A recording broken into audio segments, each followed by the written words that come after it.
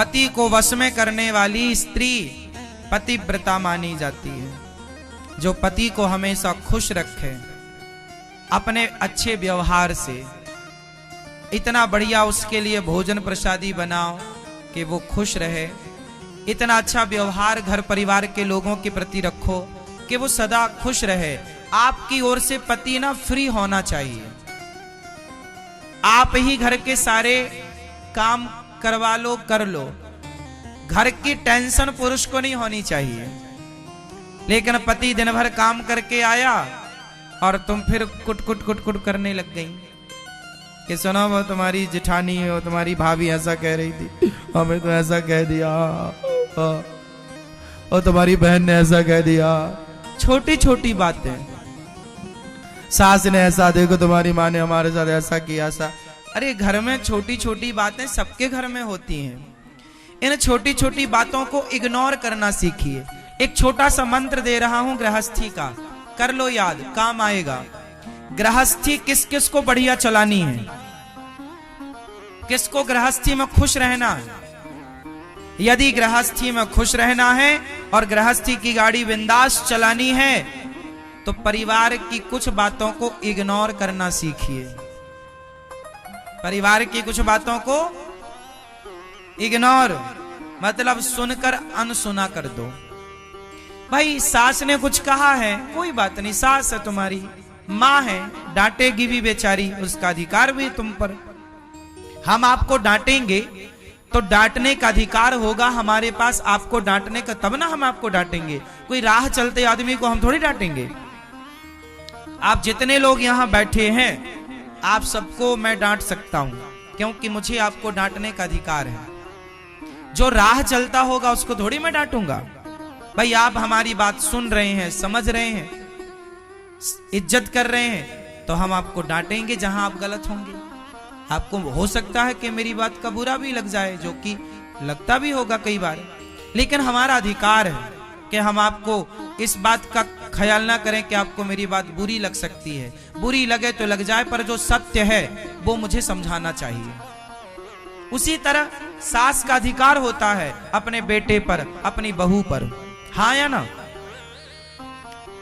इसलिए मैं आप लोगों से प्रार्थना करता हूं, अपनी सास से डांटने का अधिकार मत छीन लेना बहुओं।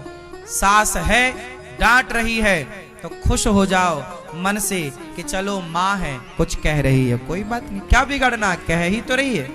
अच्छा कहे बुरा कहे ये तो उसके अपने संस्कार हैं कि वो किस तरह की बातें कर रही है। लेकिन आपका अपना भी तो एक संस्कार है कि आप रिप्लाई क्या कर रहे हैं। जरूरी नहीं है कि आप हमारी तरफ कीचड़ फेंक रहे हैं तो हम भी आपकी तरफ कीचड़ फेंकें। क्या समझदारी क्या है कि आप हमारी ओर कीचड़ फेंक रहे हैं तो हम खड़े हैं तो आप कीचड़ फेंक रहे हैं। समझदारी यह है कि वहां से चुपचाप निकल जाओ।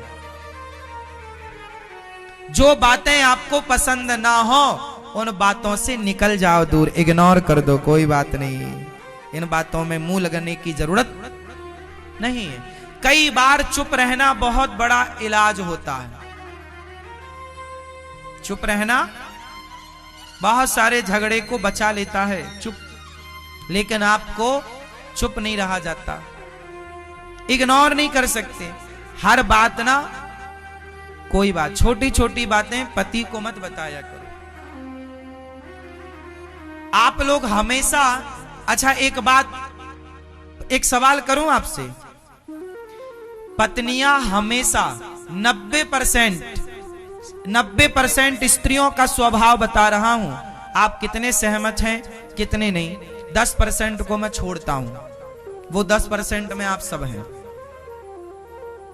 90% स्त्रियों का स्वभाव ये होता है कि वो अपने पति से, अपने सास की, अपने ननंद की, अपने भाभी की गलत बात तो शेयर करती है यदि उन्होंने कुछ गलत कह दिया, गलत व्यवहार कर दिया।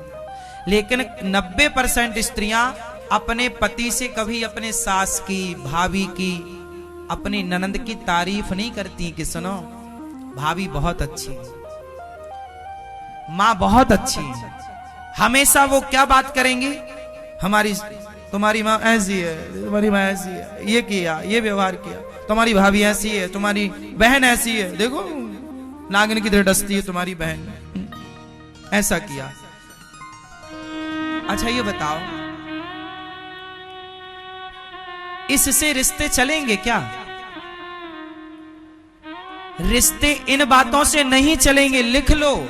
रिश्ते चलाने के लिए इन गंदी बातों को इग्नोर करो और सदा अपने पति से, अपने सास की, अपने भाभी की, अपने ननंद की, क्या आपका दिल इतना बड़ा है कि तुम्हारी सास गलत है, ननंद गलत है, फिर भी आप उसकी गलतियों पर ध्यान ना देकर आप उसकी अच्छाइयों पर ध्यान दे रहे हैं कि ये देखो ये अच्छी।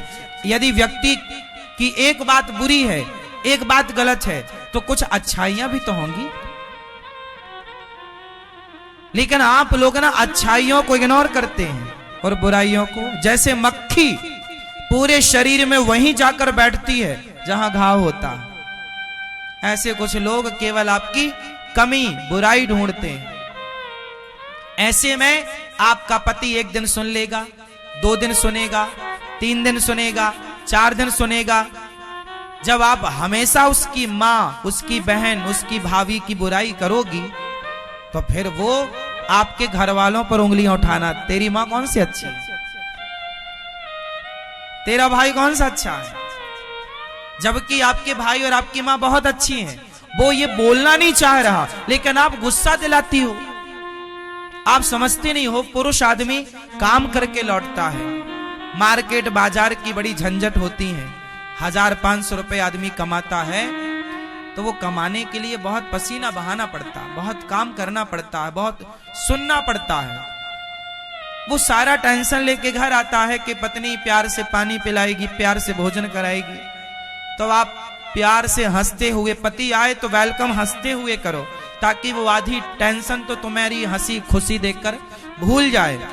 लेकिन आप बिल्कुल ऐसा मुंह बनाए रहते हो, पति को लगा ये आज कुछ गड़बड़ है, पति लोग भी समझ जाते हैं कि आज इसका मूड क्या है।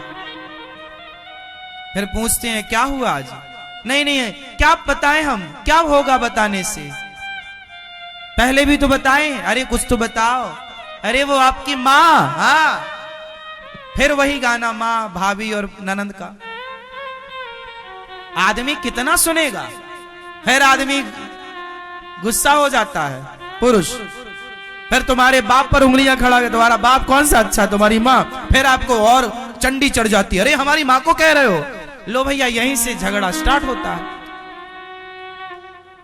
यहीं से बातें बिगड़नी स्टार्ट होती हैं। तुमने हमारी माँ को कह दिया, तुमने हमारी माँ को कह दिया, तुमने हमारे भाई को कहा, तुमने हमारे भाई को कहा। लो भैया, गुस्सा आया, माँ को, माँ वो आपके दामाद जी अच्छे नहीं है, हाँ बहुत डांट रहे, बहुत परेशान, हाँ बेटी आजा, माँ और 3 में 13, आजा बेटी। लो भैया, बेटी चली गई। अब 2 दिन बाद पति का फोन, अच्छा सॉरी, आ जाओ तुम घर वापस। माँ माँ फोन आया उनका, क्या कहूं, बोल दे नहीं आऊंगी, जब तक दामाद जी नाक रगड़ते नहीं आएंगे तब तक नहीं भेजूंगी। अब ये माँ और आग में घी डाल रही है, ये कह रही है दामाद जी जब नाक रगड़ते आएंगे तब बेटी भेजूंगी। मतलब ये आजकल की मॉडल सासें क्या चाहती हैं कि मेरा दामाद नाक रगड़े। और आप कैसी पत्नी हो कि अपने पति को अपने घर परिवार में अपमानित करना चाहती हो। छोटी छोटी बातें आप ही संभालो। आपकी मां, आपका पिता कुछ नहीं करेंगे, आपकी मां आपका पक्ष तो लेगी, हर मां अपनी बेटी का पक्ष लेती है, लेकिन एक बात बताओ, बेटी का पक्ष लेने से भी कई बार बेटी का घर बिगड़ जाता है, हाँ या ना। इसलिए दामाद बुरा है, पति बुरा है, समझाओ, प्यार से कहो, सिखाओ। लेकिन अपमान ना तो पुरुष लोग पत्नी का अपमान होने दें, आप भी अपनी पत्नी का अपमान, ना तो आपकी मां अपमान करे आपकी पत्नी का, हाँ थोड़ा बहुत डांटना चलता है, ना तो आपकी बहन अपमान करे आपकी पत्नी का, अपमान नहीं। मैंने पहले भी आपको कहा है, साहब छोटा मोटा बोल मन मुटाव तो चलता है, पर अपमानित मत कीजिए किसी को, वरना आदमी आपका सम्मान भूल जाता है पर आपका अपमान नहीं भूलता। और यही छोटी छोटी बातें भविष्य के लिए पांव का कांटा बन जाती हैं, गले की हड्डी बन जाती हैं। इसलिए गृहस्थी चलाने के लिए कॉलेज यूनिवर्सिटी की डिग्रियां काम नहीं करेंगी। गृहस्थी वही चला पाएगा जिसको गृहस्थी चलाने का जीवन में माँ बाप ने संस्कार दिया होगा, अनुभव पाया होगा, वो चलाएगा। डिग्रियों के बल पर आप सोचें कि गृहस्थी चल जाए, तो डिग्रियों के बल पर गृहस्थी नहीं चलेगी। आज के जमाने में तलाक क्यों हो रहे हैं? क्योंकि लड़का लड़की के अंदर जरा भी सहनशीलता नहीं है, दो बातें बर्दाश्त कर नहीं पाते। लड़कियां पहले ही शादी के पहले ही मन बना लेती हैं, मैं अपनी सास की बिल्कुल नहीं सुनूंगी, मैं अपने पति की क्यों सुनूं। अब जब आपने पहले ही मन बना रखा है कि मैं क्यों सुनूं, तो लिख लो, तुम्हारी शादी नहीं चलेगी, तुम्हारी गृहस्थी नहीं चलेगी। गृहस्थी उनकी चलती है जहां दो बातें वो पचा लेते हैं, दो बातें सुन लेते हैं, उनकी गृहस्थी चलती है। सहनशीलता चाहिए। क्या चाहिए? गृहस्थी में क्या चाहिए? जोर से। पत्थर भी जब मूर्ति बनता है तो पत्थर भी, सामान्य पत्थर भी सहता है। बताओ क्या सहता है? चोट।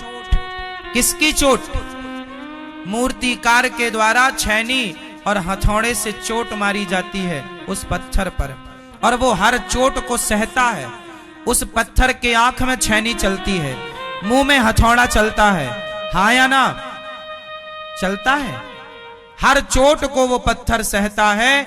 जो पत्थर चोट सहता है वो भगवान बन जाता है, और जो पत्थर चोट खा के टूट जाता है, उस टूटे हुए पत्थर पर लोग नारियल तोड़ते हैं, वो भगवान नहीं होता।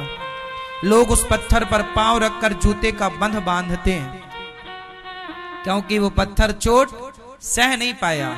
चोट सह गया होता तो भगवान बन जाता, नहीं सह पाया तो पांव के नीचे आ गया।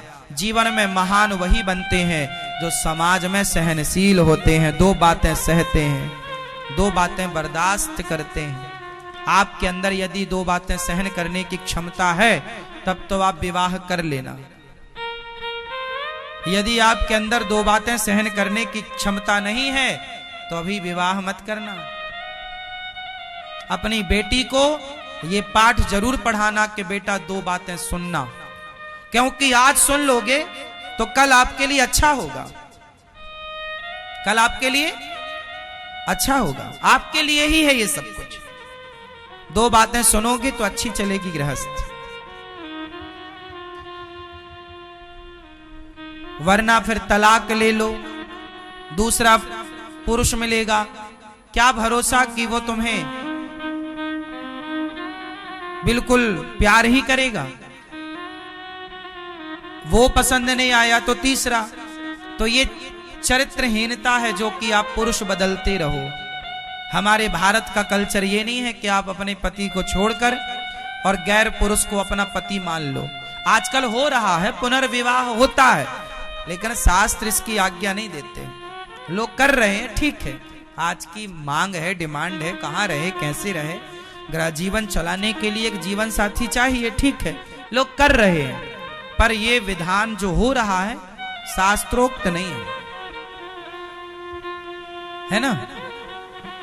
इसलिए जो पति है जैसा है उसके साथ अब निभाया जाए।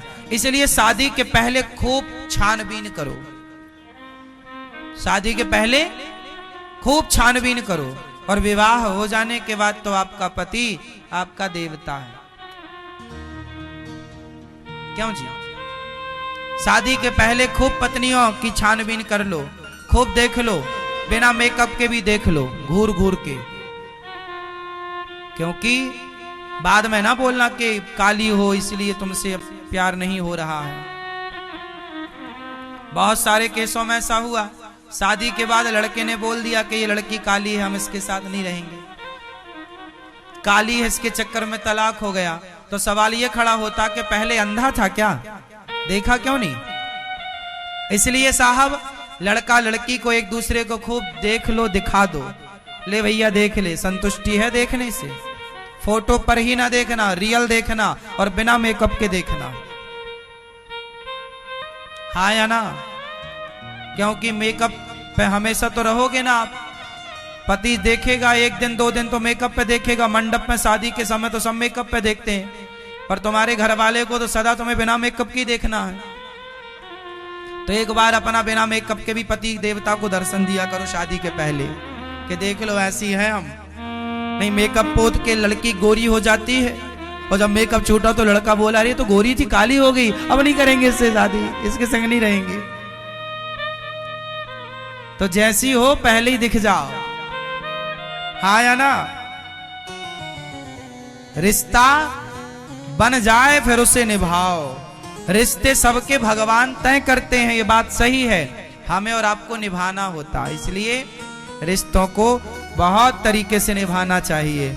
आप में से कितने लोग इस बात से सहमत हैं कि गृहस्थी में यदि छोटी छोटी बातों को आपने इग्नोर करना सीख लिया और हर बात का रिप्लाई ना देकर चुप रहना सीख लिया तो आपकी गृहस्थी लंबी चलेगी? बात सही है। और दूसरा फॉर्मूला गृहस्थी का कि आपके अंदर सहनशीलता यदि है तो भी आपकी गृहस्थी लंबी चलेगी। कितने लोग इस बात से सहमत हैं कि यदि सहनशीलता आ गई तो गृहस्थी लंबी चलेगी, कोई दिक्कत नहीं है। सास की, ननंद की, भाभी की 2 बातें सह लो, दीदी की मतलब जेठानी और देवरानी की 2 बातें। जेठानी को क्या बोलती हैं आप लोग? हाँ दीदी, दीदी, हाँ दीदी। जेठानी की बातें सुन लो, 2 बातें सुनो, सुनना ही पड़ेगा, ऑप्शन नहीं है।